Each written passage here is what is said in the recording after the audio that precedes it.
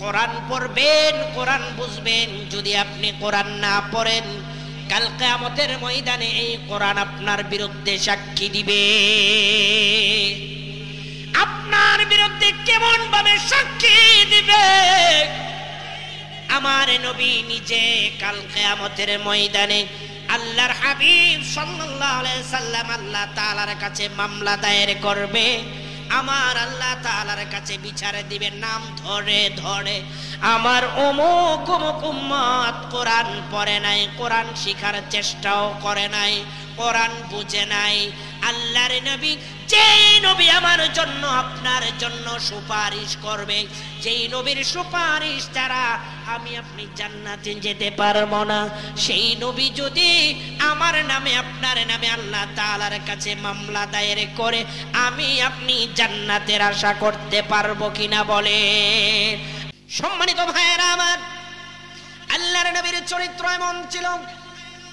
আল্লাহর হাবিব সাল্লাল্লাহু আলাইহি সাল্লাম ওই বড় মহিলার বাড়িতে গেলেন।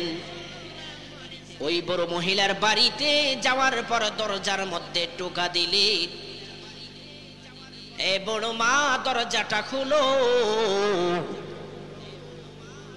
এইভাবে যখন টোকা দিলেন, ওনার একটা মেয়ে ছিল, মেয়ে বলল, কে এসেছে দেখো। ওই বড় মহিলা মেয়েকে বলল, দেখো কে এসেছে। আল্লাহর হাবিব সাল্লাল্লাহু আলাইহি সাল্লাম বলেন, এ বড় মহিলা, আমাকে আমার পায়ে আঘাত পাওয়ার জন্য, আমার পা কাটার জন্য প্রতিদিন তুমি আমাকে ওই জঙ্গল থেকে কাটা রাস্তার ভিতর ফেলো। তুমি যাকে কাটায় ফালিয়ে শাস্তি দেওয়ার জন্য তুমি চেষ্টা করো, আমি হলাম সেই মুহাম্মদ সাল্লাল্লাহু আলাইহি ওয়াসাল্লাম। ওই বড় মহিলা আতঙ্কে একেবারে ভয় পেয়ে গেল, কি ব্যাপার? আমাকে মনে হয় কোনো বিচার করার জন্য এসেছে। দরজা খোলে না, দরজা খোলে না। আল্লাহর হাবিব সাল্লাল্লাহু আলাইহি সাল্লাম বলেন, তোমার কোনো ভয় নাই, তোমার কোনো ভয় নাই। আমি প্রতিদিন তুমি আমাকে কাটা ফেলে আমার পায়ের মধ্যে যেন কাটা লেগে যায়, শাস্তি দেওয়ার চেষ্টা করো। আজকে 2-3 দিন যাবত তুমি এই কাজটুকু করো না। আমি চিন্তা করলাম তোমার কিছু হয়েছে কিনা, তুমি অসুস্থ হয়েছো কিনা, তোমাকে দেখতে আসলাম। ওই বড় মহিলা এই কথা শুনে না দরজাটা খুললো। খোলার পর আল্লাহর হাবিব সাল্লাল্লাহু আলাইহি সাল্লাম দেখলেন ওই বড় মহিলা শরীরের মধ্যে এত পরিমাণে জ্বর এসেছে, এত পরিমাণে অসুস্থ হয়েছে, ওই মহিলার এই সংসারের কোনো কাজকর্ম করতে পারে না। এই ঘরের মধ্যে খাবার পর্যন্ত নাই, কোনো কিছু নাই। এই বড় মহিলার সংসারে কোনো খাবার নাই, কিছু নাই, এত অসুস্থ হয়ে গেছে। আল্লাহর হাবিব সাল্লাল্লাহু আলাইহি সাল্লাম বলেন, তুমি কোনো চিন্তা করো না, আমি তোমাকে দেখার জন্য এসেছি, তুমি খেয়েছো কিনা? বলে, না, আমার সংসারে বাজার নাই, আমি আপনার জন্য প্রতিদিন যে পথের মধ্যে কাটা ফেলি, এই কাটা ফেলার জন্য আমাকে কিছু দিরহাম দেয়, এটা দিয়ে আমি বাজার করি। আজকে কয়েকদিন যাবত অসুস্থতার কারণে আমি টাকাও পাই না, আমি বাজারও করতে পারি না। আল্লাহর হাবিব সাল্লাল্লাহু আলাইহি সাল্লাম এই কথা শুনে আল্লাহর নবী সাল্লাল্লাহু আলাইহি সাল্লাম একজন লোককে বাজারের মধ্যে পাঠালেন, তুমি বাজার করে নিয়ে আসো। আল্লাহু আকবার বলেন। আমার কথা বুঝতেছেননি? সময় অল্প করে আমি তাড়াহুড়া করে আমি আলোচনা শেষ করতেছি, অনেক রাত্র হয়ে গিয়েছে। সম্মানিত ভাইয়েরা, দেখেন কি চরিত্র ছিলেন, কেমন আমরা কেমন নবীর উম্মত হয়েছি। একবার চিন্তা করবেন, একজন সাহাবীকে পাঠালেন, সেই সাহাবী আনলেন, আনার পরে আল্লাহর নবীর হাতে পাক করে ওই বুড়ো মহিলার যে মুখের মধ্যে খাবারটুকু ওই বুড়ো মহিলার যে মুখের মধ্যে উঠিয়ে দিলেন। এক দিক দিয়ে খাবার উঠাচ্ছে, আরেক দিক দিয়ে ওই মহিলার চোখ দিয়ে অজরে পানি পড়ছে। সুবহানাল্লাহ পড়ে। সম্মানিত ভাইয়ের আমার, কেন পানি পড়ছে? ওই বড় মহিলা খাবার খাচ্ছে আর বলছে, আমি আপনাকে সারা জীবন কষ্ট দিয়েছি। আবু জাহেলের কথা শুনে এই মক্কার সমস্ত মানুষ বলেছে আপনি পাগল, আপনি জাদুঘর, আপনি মিথ্যাবাদী, আপনাকে যা বলার বলেছে, কিন্তু আপনি এত সুন্দর চরিত্রের অধিকারী মুহাম্মদ আমি জানি না। আমি এত কষ্ট আপনাকে দিয়েছি, কষ্ট দেওয়ার পরেও আপনি আমার বাড়িতে এসেছেন।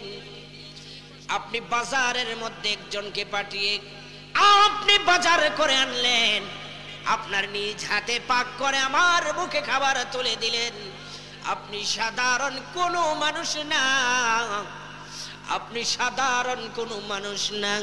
এই পৃথিবীর মধ্যে যত মানুষ কিয়ামত পর্যন্ত আসবে যাবে, পৃথিবীর সমস্ত মানুষ থেকে শুরু করে যত পয়গম্বর আছে, সব থেকে সর্বশ্রেষ্ঠ মানুষ হিসেবে, নবী হিসেবে আপনি, আপনার চরিত্র সব চাইতে শ্রেষ্ঠ চরিত্র। জোরে বলুন সুবহানাল্লাহ। সম্মানিত ভাইয়েরা আমার,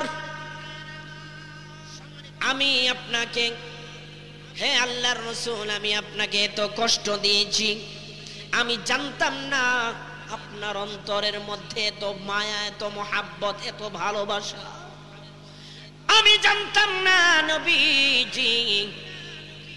আর দেরি নয়, আপনি আপনার দলে আমাকে নিয়ে আপনার জবান থেকে কালিমা পড়িয়ে এখনই আমাকে মুসলমান বানিয়ে দেন। লা ইলাহা ইল্লাল্লাহ মুহাম্মাদুর রাসূলুল্লাহ সাল্লাল্লাহু আলাইহি ওয়াসাল্লাম। এত সুন্দর চরিত্র ছিল আমার আপনার নবীর। সকলে বলি সুবহানাল্লাহ। আজকে আমার আপনার চরিত্র কেমন? কোন মানুষ যদি আমাকে আপনাকে কষ্ট দেয়, কি করি আমরা? সেই মানুষটাকে হত্যা পর্যন্ত করে ফেলি। 100 টাকার জন্য, 200 টাকার জন্য, কিছু টাকার জন্য এই সমাজের মানুষগুলো এরকম হয়ে গিয়েছে। আল্লাহর রাসূলের আদর্শ চরিত্র যদি আমাদের না থাকে, আমরা কি জান্নাতের আশা করতে পারবো বলেন? সম্ভব? সম্মানিত ভাইয়েরা আমার, এই চরিত্রের কথা, আল্লাহর রাসূল সাল্লাল্লাহু আলাইহি সাল্লামের চরিত্রের কথা হযরত আম্মা জান আয়েশা সিদ্দিকা রাদিয়াল্লাহু তাআলা আনহাকে এক সাহাবী প্রশ্ন করলেন, আল্লাহর রাসূলের চরিত্র কেমন? এই কথা বলার পর হযরত আম্মা জান আয়েশা সিদ্দিকা রাদিয়াল্লাহু তাআলা আনহা বলেন, মান ক্বরাআল কুরআন, যে তোমরা কোরআন পড়নি, কানা খুলুকুহু আল কুরআন। আল্লাহু আকবার বলেন সবাই। আল্লাহর নবীর চরিত্র হলো এই কোরআনটাই নবীজির চরিত্র। এই কোরআন যেমন শ্রেষ্ঠ কিতাব, আল্লাহর নবীর চরিত্র শ্রেষ্ঠ, যার জন্য আজিম শব্দ ব্যবহার করা হয়েছে। পৃথিবীর কোন অন্য নবীর প্রতি, অন্য নবী রাসূল যারা আছেন, কোন নবী রাসূলের জন্য আল্লাহ আজিম শব্দ ব্যবহার করে নাই। আল্লাহু আকবার বলেন সবাই। হযরত ইব্রাহিম আলাইহিস সালাতু ওয়াস সালাম, ওনার 2 ছেলে ছিল, হযরতে ইসমাঈল আলাইহিস সালাম, ইসহাক আলাইহিস সালাম। একজনের ক্ষেত্রে ব্যবহার করা হয়েছে আলিগিও, আরেকজনের ক্ষেত্রে ব্যবহার করা হয়েছে এই হালিক, যে হালিয়ুন। কিন্তু আজিম শব্দ আল্লাহর নবীর ক্ষেত্রে ব্যবহার করা হয়েছে। আমার আল্লাহ মহান কিনা বলেন? আল্লাহ, আমরা বলি আল্লাহ এই পৃথিবীর ইহ জগতের পর জগতের সব কিছুর ক্ষমতা ওয়ালা হলো আল্লাহ। আল্লাহ মহান, আল্লাহ মহান, আল্লাহ মহান, আমরা বলি না সবাই? এই শব্দটা যেটা আছে, যে মহান শব্দটা, এই শব্দটা শুধু আল্লাহর হাবিব সাল্লাল্লাহু আলাইহি সাল্লামের ক্ষেত্রে ব্যবহার করা হয়েছে। পৃথিবীর কোন মানুষ, কোন সাহাবী, কোন নবী, অন্য কারো ক্ষেত্রে এটা ব্যবহার হয় না, ও এটা কোনো জায়েজ নাই। শুধু একমাত্র আল্লাহর এবং আল্লাহর হাবিব সাল্লাল্লাহু আলাইহি সাল্লামের ক্ষেত্রে ব্যবহার হয়েছে। সুবহানাল্লাহ পড়ি সবাই। কেমন নবী ছিলেন, কেমন চরিত্রের, সম্মানের অধিকারী ছিলেন আমার নবীজি। সম্মানিত ভাইয়েরা আমার, আজকে আমার আপনার চরিত্র, অমুক নেতার চরিত্র ফুলের মতো পবিত্র, অমুক নেতার চরিত্র যে গরু চুরের মতো পবিত্র, আপনার শুক্রবারে জুম্মার নামাজ ছাড়া সালাত নাই, এক ওয়াক্ত, কথা কোন ঠিক কিনা? এমন নেতা আছে না নাই আমাদের সমাজে? আছে না নাই বলেন? আমরা এমন মানুষকে আমরা মানি নেতা, যার নাই নামাজ, যার নাই রোজা, যারা সদা সর্বদা গুনাহের কাজের মধ্যে তাকে লিপ্ত থাকে, এমন নেতা আমরা মানি সমাজে। এমন মানুষ আছে না নাই বলেন? আপনার আমার নেতা, আল্লাহর নবীর মতো নেতা এই পৃথিবীতে আর কেহ আছে? আল্লাহর হাবিব সাল্লাল্লাহু আলাইহি সাল্লামের যেই চরিত্র, যেই আদর্শ, আল্লাহর নবীকে যদি আপনি ফলো করতে পারেন, আল্লাহর নবীর চরিত্রে চরিত্রবান হয়ে আপনার জীবন গঠন করতে পারলে আপনার জীবন সার্থক হবে কি হবে না বলেন? কেমন নেতা ছিলেন?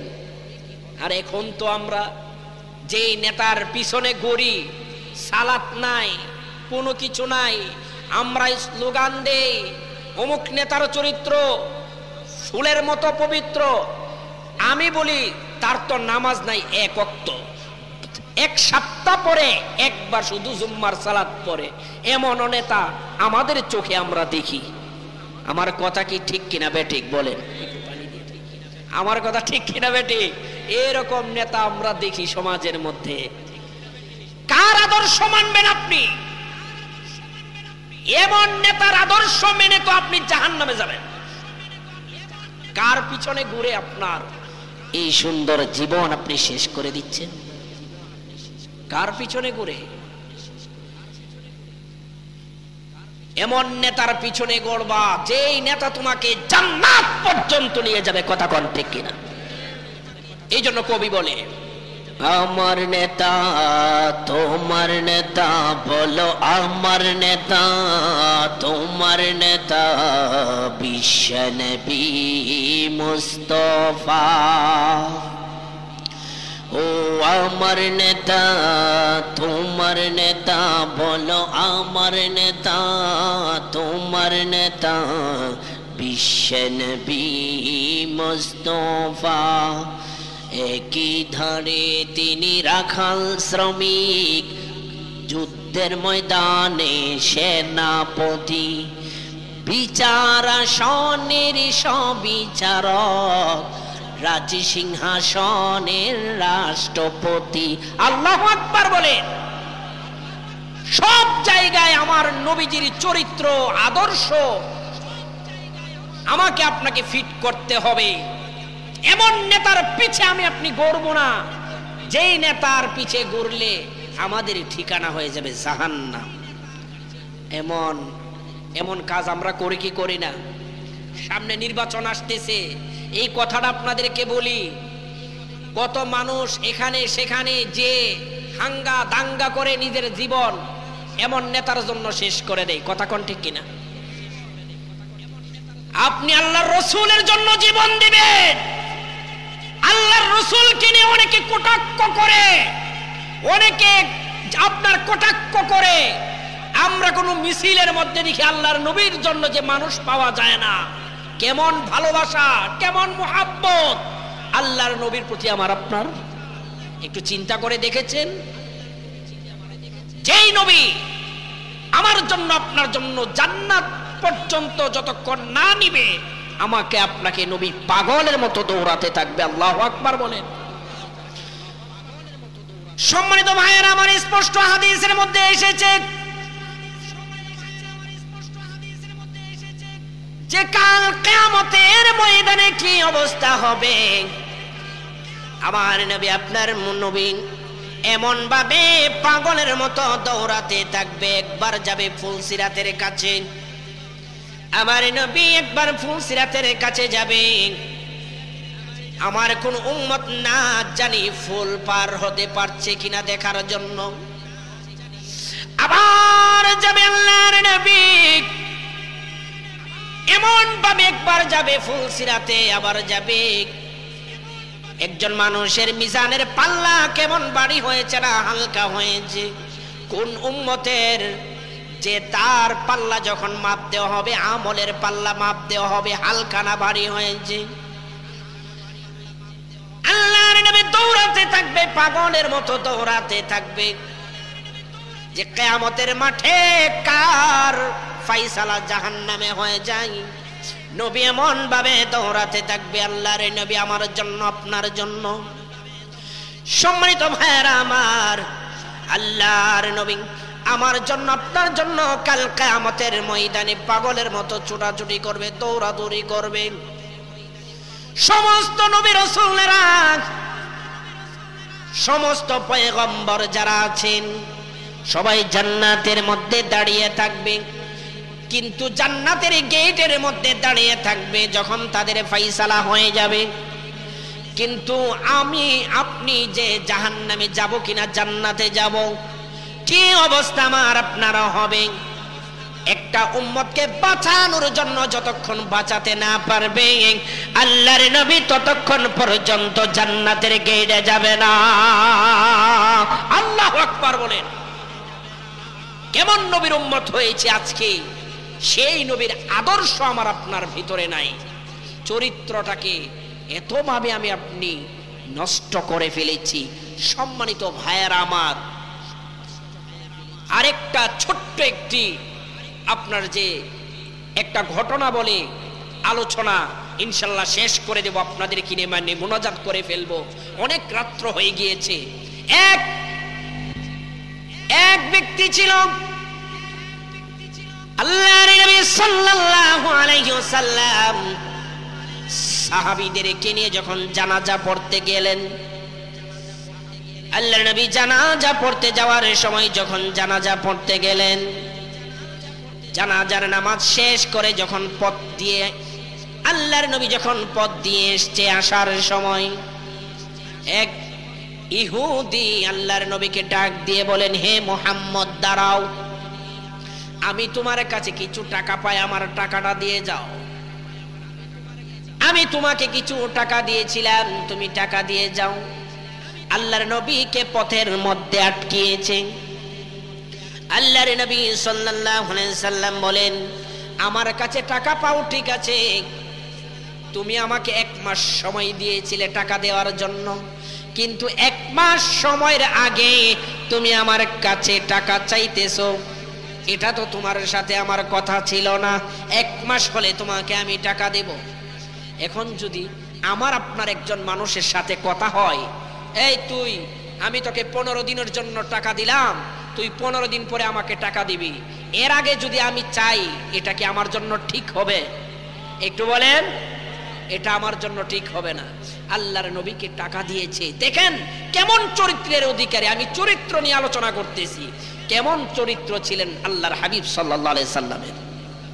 এই কথা বলার পর 1 মাস হলে তোমাকে টাকা দেব, এখন আমি তোমাকে টাকা আমি তোমাকে দিতে পারবো না, না টাকা এখনই দিতে হবে, তুমি টাকা না দিয়ে তুমি যেতে পারবে না। আল্লাহর নবীর সঙ্গে ছিলেন হযরতে উমর, আল্লাহু আকবার বলেন। যেই উমরের কথা শুনে শয়তান পর্যন্ত পলাতে থাকত। আল্লাহু আকবার বলবেন না?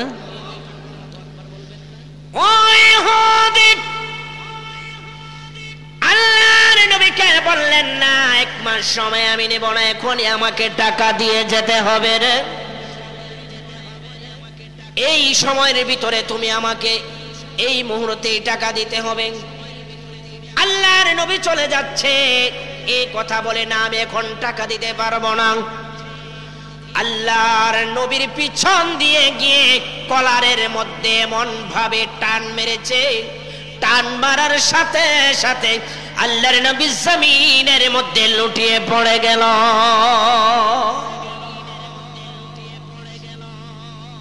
হযরত উমর এই দৃশ্য দেখে, তার হাতের মধ্যে ছিল তলোয়ার, ওই ইহুদিকে গেল আপনার যে তার কল্লাটাকে এই মুহূর্তে আলাদা করে ফেলবে, এত পরিমাণে রাগ হয়েছে। আল্লাহর নবী বলেন, সাবধান ওমর, দাঁড়াও, সাবধান দাঁড়াও, এটা করা যাবে না। সম্মানিত ভাইয়েরা আমার, আল্লাহর হাবিব সাল্লাল্লাহু আলাইহি সাল্লামকে যখন এইভাবে জমিনের মধ্যে ফেলে দিল, ফেলে দেওয়ার পর হযরত উমর তলোয়ারটা নিয়ে তাকে আঘাত করতে চেয়েছে। আল্লাহর নবী বলেছে, না, আঘাত করবে না। উমর রে, তুমি আঘাত না করে একটা কাজ করো, তুমি যদি পারো আমার কাছ থেকে যেই দিরহাম ও পাই তুমি তাকে দিয়ে পরিশোধ করে দাও। আল্লাহু আকবার বলেন। উমর বললেন, ইয়া রাসূলুল্লাহ, ইয়া হাবিবাল্লাহ, নবীজি, আমি এটা করব, অসুবিধা নাই। ওই লোককে উমরের বাড়িতে নিয়ে গেলেন, ইহুদিকে নিয়ে গেলেন। তুমি কত দিরহাম পাও? যে আমি 2 দিরহাম। যে হাদিসের মধ্যে এসেছে কিছু কম হতে পারে। তাহলে আমি আজকে মাত্র আমি বাগান থেকে খেজুর আমি পারলাম, আমার ঘর থেকে যত খেজুর মনে চাই তুমি নিয়ে যাও, মানে যত মন বস্তা পারো তুমি নিয়ে যাও, কোনো নিষেধ নাই। উমর রাদিয়াল্লাহু তাআলা আনহু উমরের গোলামকে বললেন, ঘরের দরজা খোলো, খুলে দাও, ইহুদির যত খেজুর মনে চাই নিবে, কোনো নিষেধ নাই। ওই ইহুদি 10 বস্তা খেজুর বরলেন। কয় বস্তা? 10 বস্তা। আল্লাহর হাবিব সাল্লাল্লাহু আলাইহি সাল্লাম উমরকে বললেন, তুমি যে তাকে আঘাত করতে চেয়েছিলে এর জন্য আরো 1 বস্তা খেজুর তুমি বাড়িয়ে দিবে। সুবহানাল্লাহ বলেন। তুমি যে তাকে আঘাত করার ইচ্ছা করেছিলে এজন্য তোমার জন্য এটা যে আপনার জরিমানা স্বরূপ আরো 1 বস্তা বাড়িয়ে দিবে। সে যত খুশি নিবে, এরপরে তুমি আরো 1 বস্তা বাড়িয়ে দিবে। তাহলে মোট আপনার কয় বস্তা হলো? 11 বস্তা। 11 বস্তা খেজুর যখন হলো, উমর বলল, এবার যাও, তোমার সাথে লেনদেন ক্লিয়ার, আর কোনো কথা তোমার সাথে হবে না। কিন্তু ওই ইহুদি বলল, আমি তো চলে যাব, কিন্তু একটা কথা বলে যাই, ওমর রে, তুমি জানো না আমি কে? তুমি তো আমার পরিচয়টাও জানলা না, তোমার কি একবার ইচ্ছা হয় না আমি কে? ওমর বলে, আমার কোনো পরিচয়ের দরকার নাই, তুমি এবার ভাগো, তোমার সাথে লেনদেন ক্লিয়ার, তুমি চলে যাও। ওই ইহুদি বলে, না না না, আমি তোমাকে বলছি, একবার তুমি আমাকে জিজ্ঞেস করো আমি কে। আমি কেন জিজ্ঞেস করব? আল্লাহর নবী তো সে কথা আমাকে বলে নাই। তারপরে তোমাকে অনুরোধ করছি, তুমি একবার বলো আমি কে, আমি বলবো, আমার পরিচয়টা দিয়ে যাব।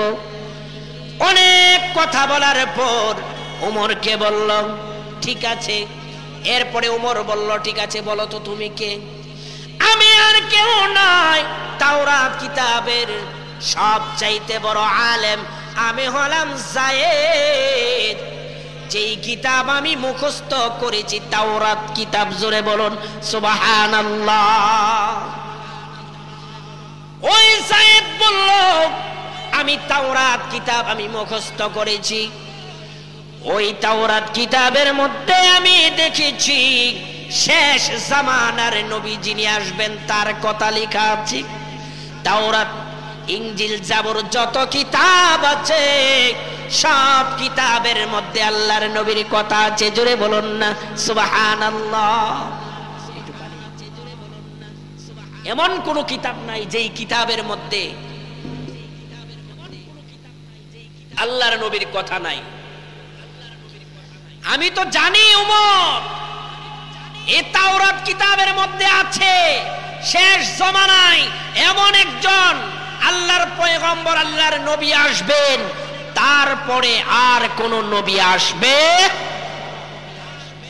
কিন্তু আমাদের এই পৃথিবীতে একটা দল, আমাদের এই পৃথিবীতে এমন একটা দল আছে কিনা যে তারা দাবি করে যে নবী আরেকজন আছে? আপনারা জানেননি? আরেকটু জোরে কোন।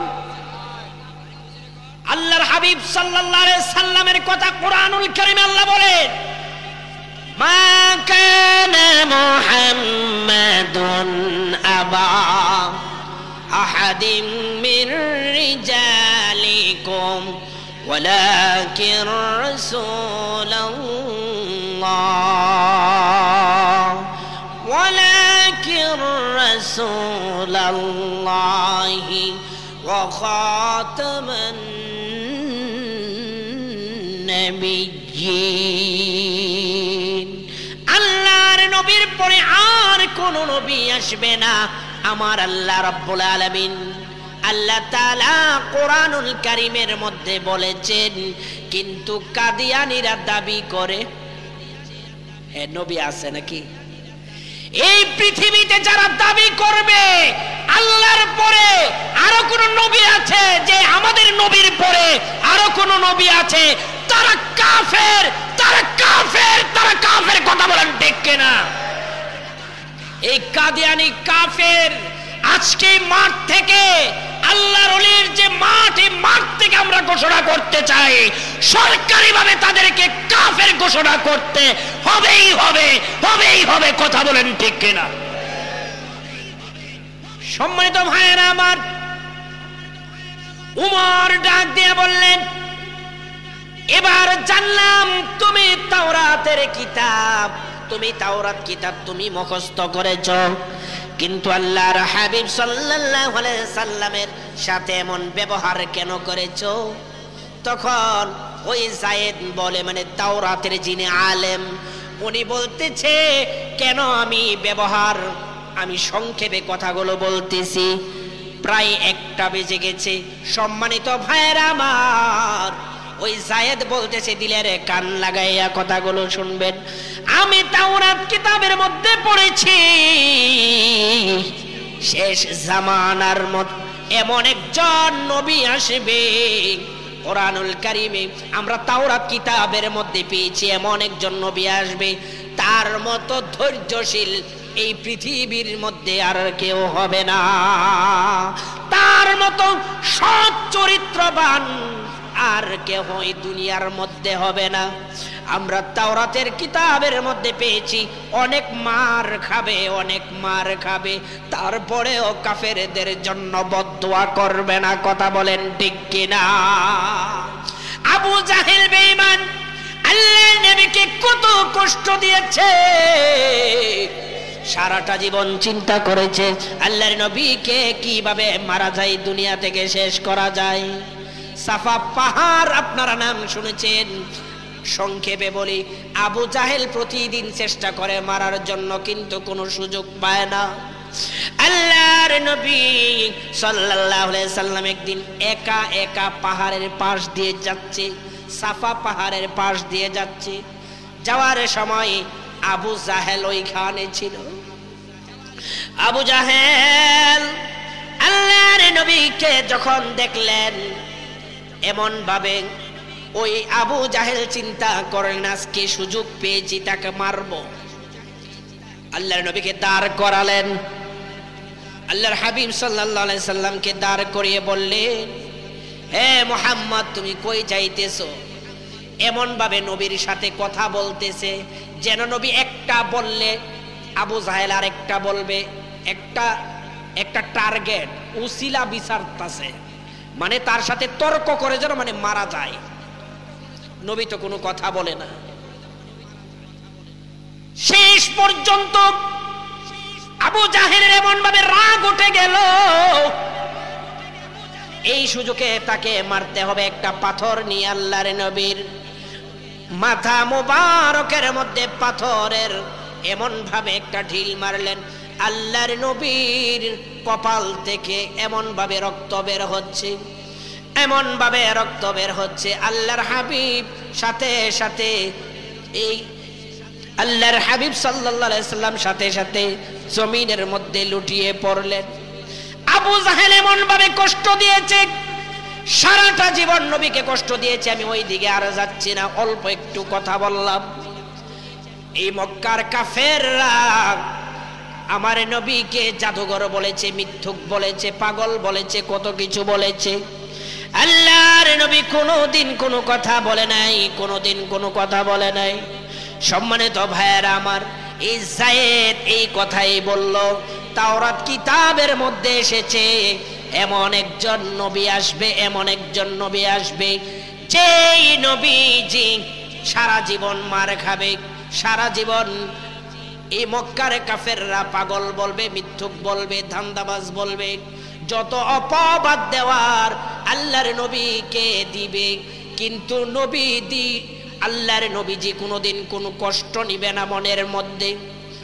যখন যায়েদ কথা বলল, তখন উমর রাদিয়াল্লাহু তাআলা আনহুকে বলল, ওই যায়েদ বলতেছে ওই নবীর কাছে আমাকে নিয়ে যাও, আমি ওই নবীর কাছে গিয়ে তার হাতে কালেমা পড়ে আমি সাথে সাথে ঈমান এনে আমি কালেমা পড়ে মুসলমান হয়ে যাব। জোরে বলুন সুবহানাল্লাহ। উমর খুশি হয়ে গেলেন, ওই যায়েদকে নিয়ে আল্লাহর নবীর কাছে গেলেন। আল্লাহর নবী দূর থেকে দেখতেছে ওমর আসতেছে, সাথে ইহুদি লোকটাও আসতেছে। আল্লাহর নবীর অন্তরের মধ্যে একটা আনন্দ আসলো, আল্লাহু আকবার বলেন। সাথে সাথে যায়েদ যখন হযরত উমর রাদিয়াল্লাহু তাআলা আনহুর সাথে গেলেন, যাওয়ার পর আল্লাহর নবী সাল্লাল্লাহু আলাইহি সাল্লামকে বললেন, ইয়া রাসূলুল্লাহ, ইয়া হাবিবাল্লাহ, নবীজি আমি আর কোনো কথা বলতে চাই না, কোনো কথা বলতে চাই না নবী গো। আমি আপনার সাথে বেয়াদবি করেছি, শুধু একটা কারণে বেয়াদবি করেছি, আমি আপনাকে পরীক্ষা করার জন্য। আমি জানি তাওরাত কিতাবের মধ্যে এসেছে, আপনার কথা তাওরাত কিতাবের মধ্যে আছে। আমার উদ্দেশ্য বেয়াদবি ছিল না, আমি পরীক্ষা করলাম নবীজি। আমাকে আপনি মাফ করে দেন, মাফ করে দেন। এই মুহূর্তে আমাকে কালেমা পড়ে মুসলমান বানিয়ে দেন। লা ইলাহা ইল্লাল্লাহ মুহাম্মাদুর রাসূলুল্লাহ সাল্লাল্লাহু আলাইহি ওয়াসাল্লাম। কেমন নবীর আদর্শ, কেমন চরিত্র ছিলেন দেখেন। ইহুদি যারা আছে, কাফের যারা আছে মক্কার, বহু বেঈমান কাফের আল্লাহর নবীর চরিত্র দেখে ঈমান এনে আল্লাহর নবীর হাতে কালেমা পড়ে সাথে সাথে মুসলমান হয়ে গিয়েছে। সুবহানাল্লাহ পড়েন। সেই নবীর উম্মত হয়ে আজকে আমাদের চরিত্র আমরা ঠিক করতে পারলাম না। কেমন চরিত্র! আমার আল্লাহ রাব্বুল আলামিন কোরআনুল কারীমে বলেন, ইন্নাকা লাআলা খুলুকিন আযীম।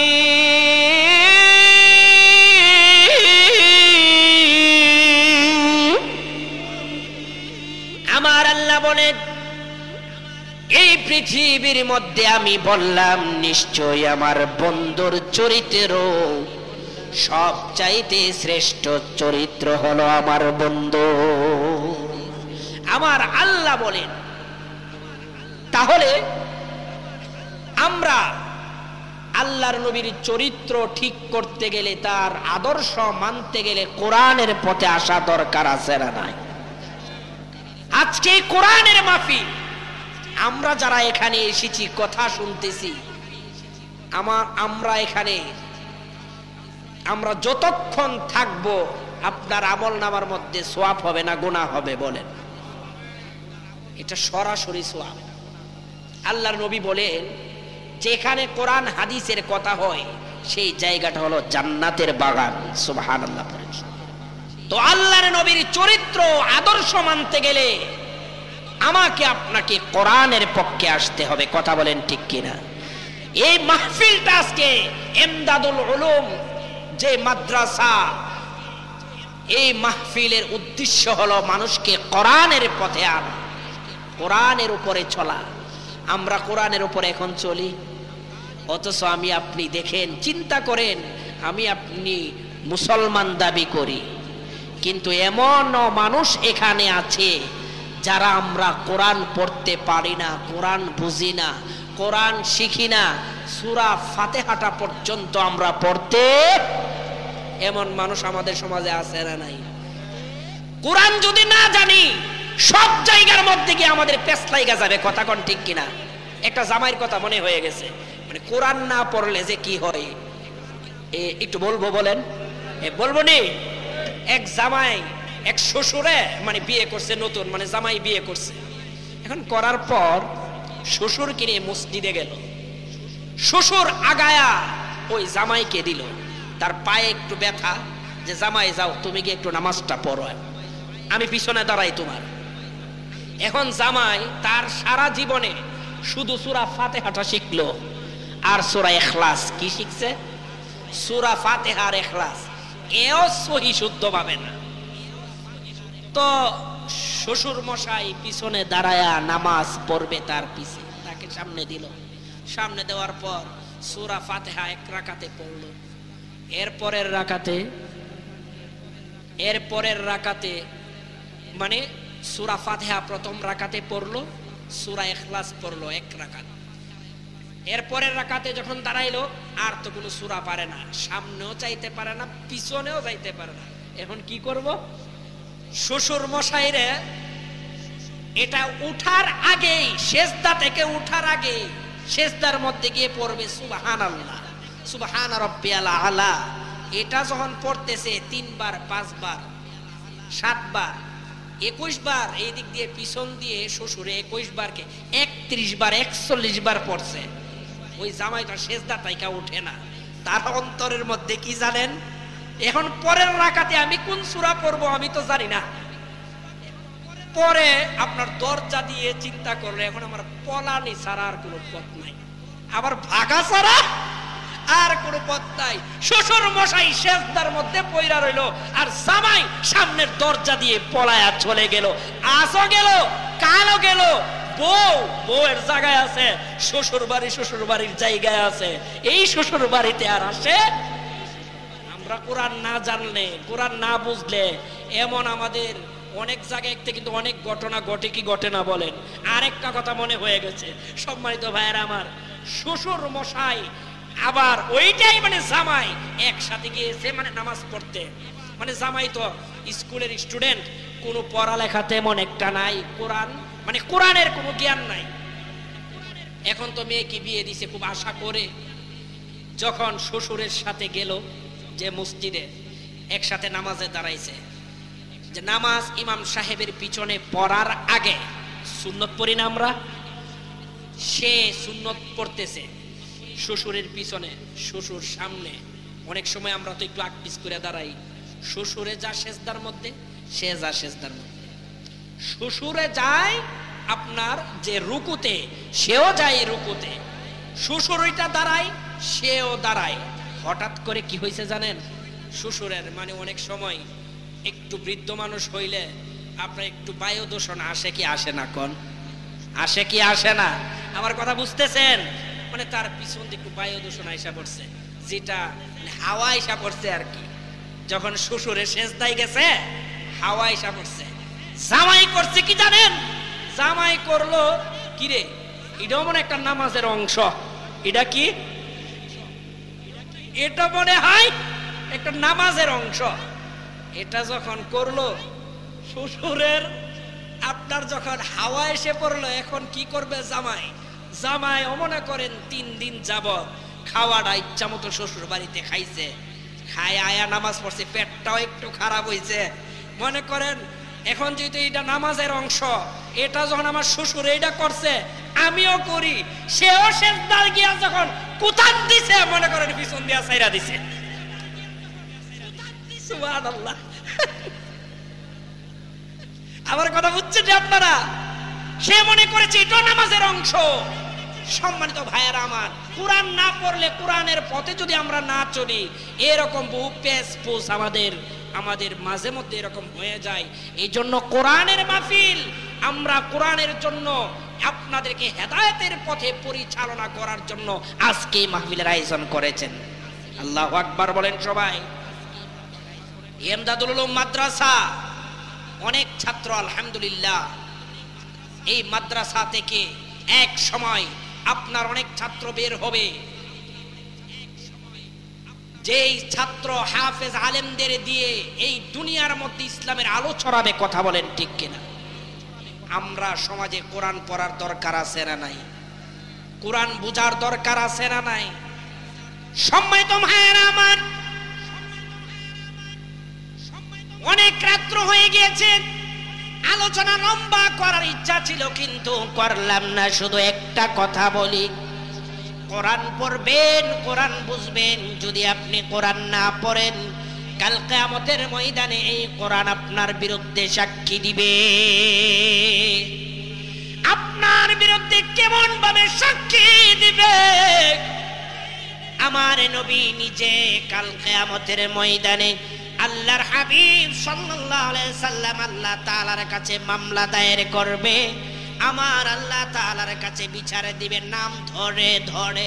আমার অমুক অমুক উম্মত কোরআন পড়ে নাই, কোরআন শিখার চেষ্টাও করে নাই, কোরআন বুঝে নাই।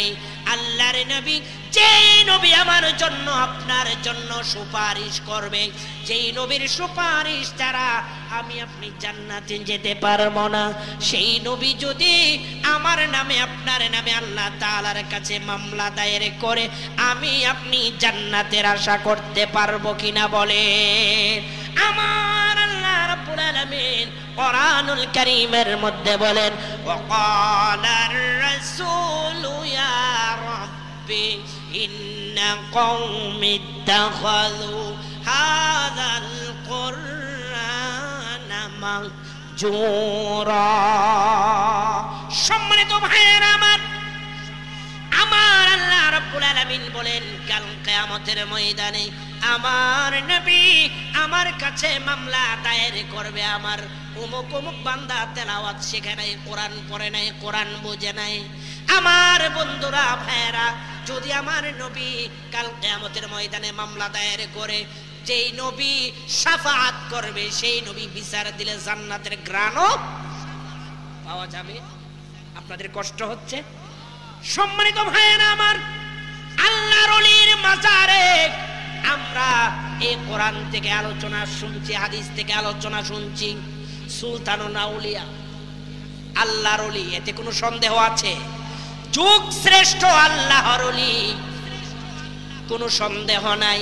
কত পাগল আসে এই মাজার জিয়ারত করার জন্য।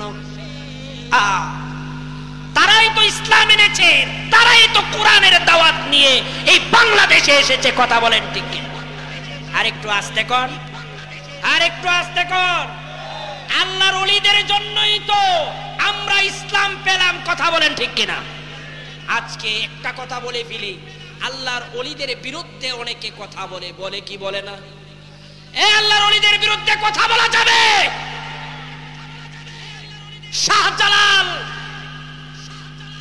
সিলেটের শাহজালাল যে রহমাতুল্লাহি আলাই, শাহপরান, সুলতানুল আউলিয়া, আরো যারা 360 আউলিয়া আছেন, তারাই তো ইসলাম এই বাংলাদেশের মধ্যে এনেছেন। কিন্তু আজকে কিছু মানুষ আছে আল্লাহর ওলিদেরকে নিয়ে কথা বলে। কথা বলেন ঠিক কিনা? আল্লাহর ওলিদের বিরুদ্ধে কথা বলে, বলা যাবে? বলা যাবে? আমি আপনি খারাপ, আমি আপনি শুনেন, বাবা সন্তান সবাই একরকম হয় না। কথা কোন ঠিক কিনা? 4 জন সন্তান 5 জন থাকলে 2 জন খারাপ হয় আর 3 জন ভালো হয়। কথা কোন ঠিক কিনা? আল্লাহর ওলির কোনো দোষ আছে? আমরা যদি আকাম কুকাম করি, খারাপ কাজ করি, এটা কি আল্লাহর ওলির কোনো দোষ আছে নি? কথা কোন? এটা বললাম, এগুলো করা যাবে না। যাই হোক সম্মানিত ভাইয়েরা আমার, কোরআনের কথাগুলো বলে আমি শেষ করে দিচ্ছি। কোরআন পড়বেন, কোরআন বুঝবেন। কাল কিয়ামতের ময়দানে এই কোরআন আপনার জন্য সুপারিশ করবে। আমি যেই কথা বলতেছি, কোরআন পড়বেন, কোরআন বুঝবেন, কোরআন শিখবেন, আপনি দুনিয়া ছেড়ে চলে যাবেন। আপনি কবরের মধ্যে যখন যাবেন, যাওয়ার পর যেই কোরআন আপনি পড়লেন, আপনি বুঝলেন, আপনি শিখলেন, এই কোরআন আপনার জন্য সাক্ষী দিবে। কি বলবে জানেননি? আশ্চর্য হয়ে যাবেন আপনি শুনলে। আপনি যখন প্রতিদিন কোরআন পড়বেন, আপনি কোরআন পারেন না, একটা সূরা তো পারেন, আপনি ছোট্ট একটা সূরা আপনার তেলাওয়াত করেন প্রতিদিন, তাই কোরআন কবরে যখন আপনাকে রাখবে, কবরে রাখার পর সাথে সাথে কোরআন যখন আপনার হিসাব শুরু হয়ে যাবে, এর আগে একটা যুবকের আকৃতি হয়ে এই কোরআন আপনার জন্য সাক্ষী দিবে। কি সাক্ষী দিবে জানেন? কবরের মধ্যে কেউ যাবে বেঈমান হয়ে, কেউ যাবে ইমানদার হয়ে।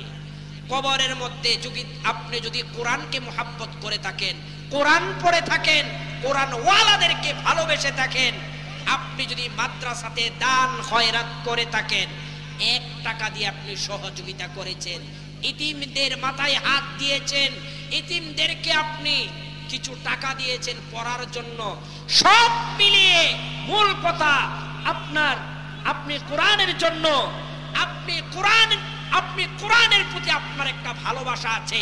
এই কোরআন কবরের মধ্যে আপনার কথা বলবে আল্লাহর কাছে, আল্লাহ তোমার বান্দা যদি কোনো গুনাহ করেও থাকে, তুমি তাকে সব গুনাহ মাফ করে দিয়ে তুমি তাকে জান্নাতে নেও, না হলে আমি কোরআনকে তুমি জাহান্নামে নেও।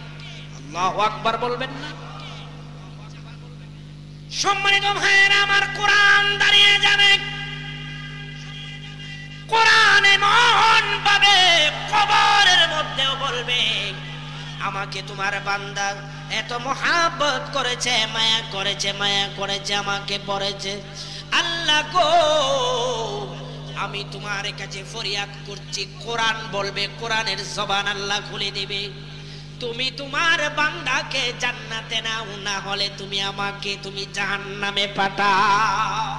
হাদিসের মধ্যে এসেছে, قال القرآن شافع مشفع وماحل مصدق من جعله أمامه قاده إلى الجنة ومن جعله خلفه ساقط إلى النار।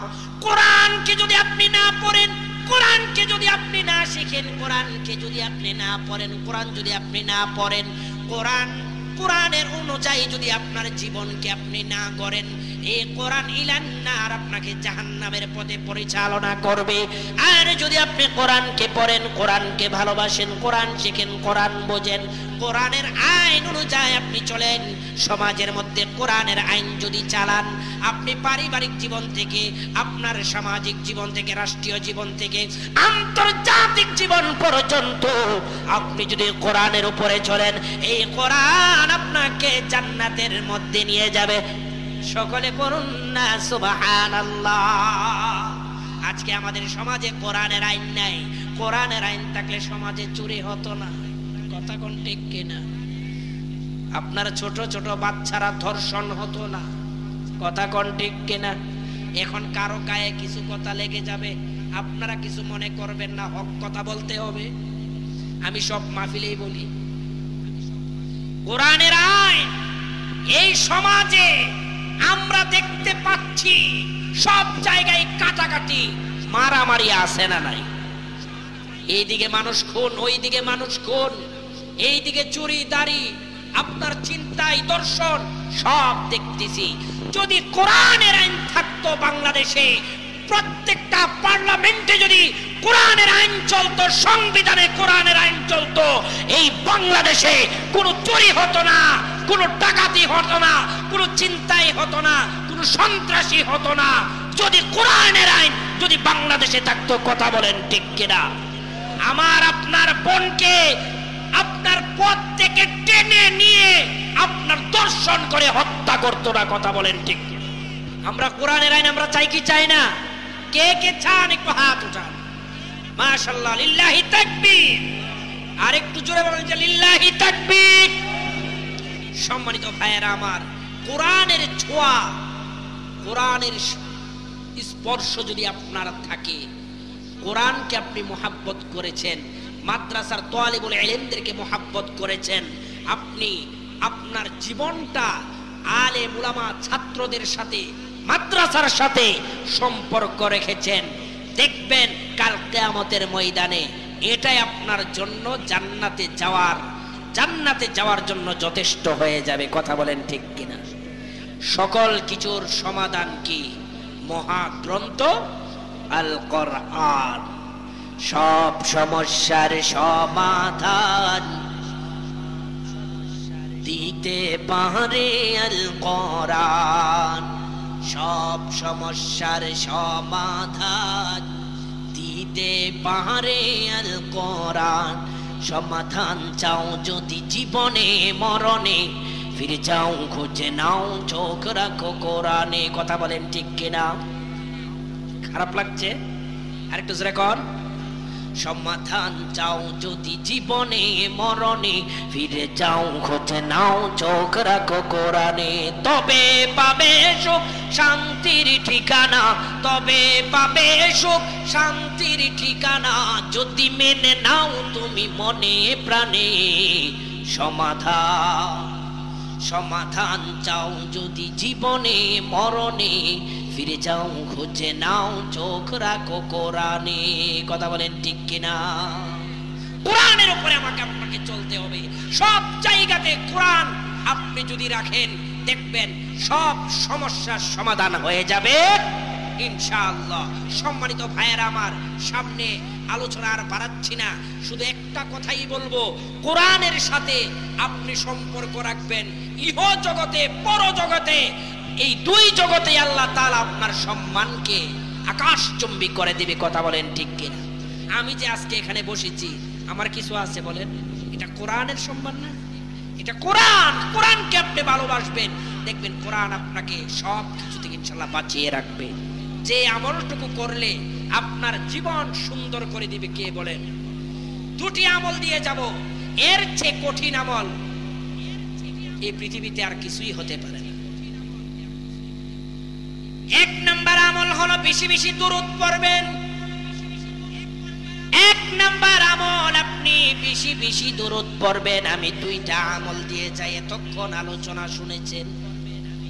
আপনি যেই কাজ করবেন, আপনি অফিসের মধ্যে বসে আছেন, আপনি ব্যবসার মধ্যে, দোকানের মধ্যে, মার্কেটের মধ্যে বসে আছেন, আপনি বসে বসে পড়বেন সাল্লাল্লাহু আলাইহি ওয়াসাল্লাম, সাল্লাল্লাহু আলাইহি ওয়াসাল্লাম, সাল্লাল্লাহু আলাইহি ওয়াসাল্লাম।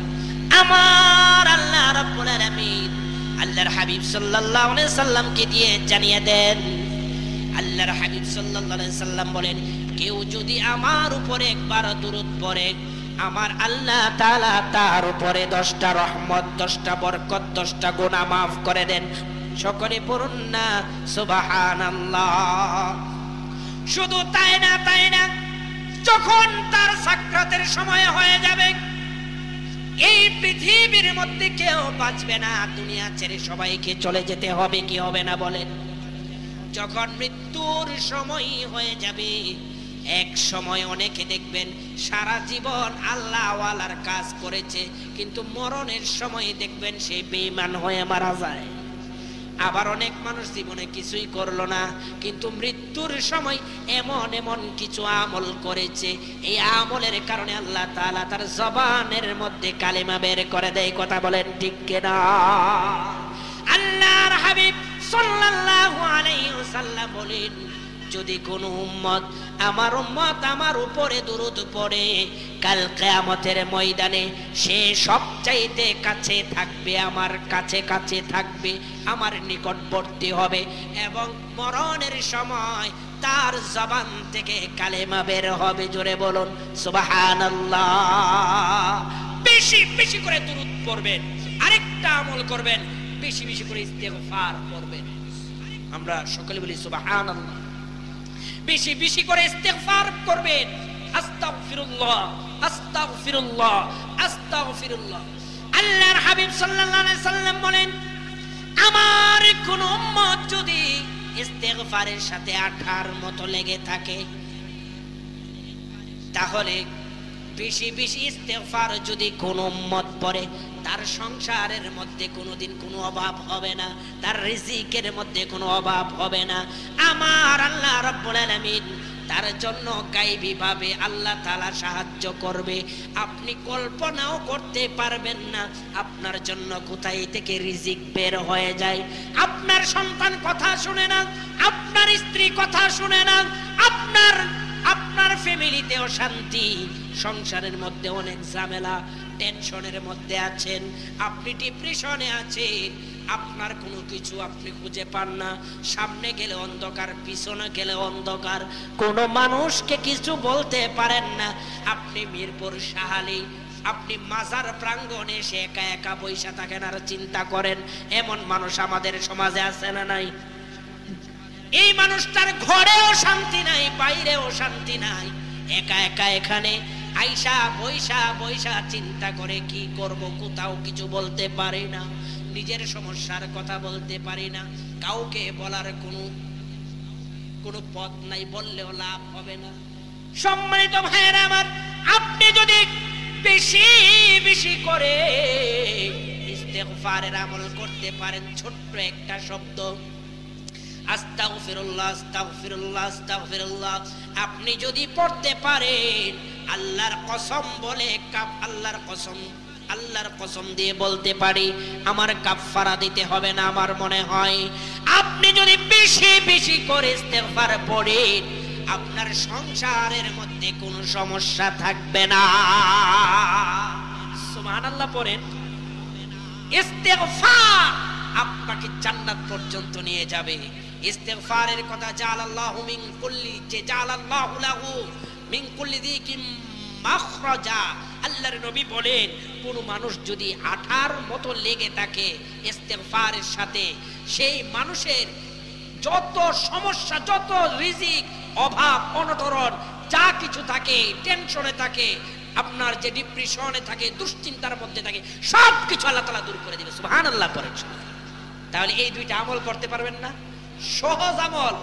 অনেকে আমাদেরকে ফোন করে বলে, মানে মাহফিলে এসে, মাহফিল থেকে নামার পরে, যে হুজুর একটা আমল দিয়ে যান, এই আমলটি করতে দিন, একটা ছোট আমল দিয়ে যান, আমি হর হামেশা সংসারের মধ্যে ঝামেলা, কত কিছুর মধ্যে আমার সমস্যা হয়, এমন একটা আমল দেন।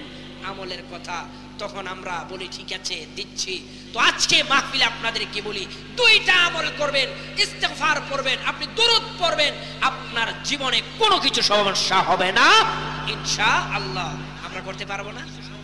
দেখেন, আপনি আমল করে দেখেন, আল্লাহ তাআলা আপনার কোনো কষ্টই রাখবে না।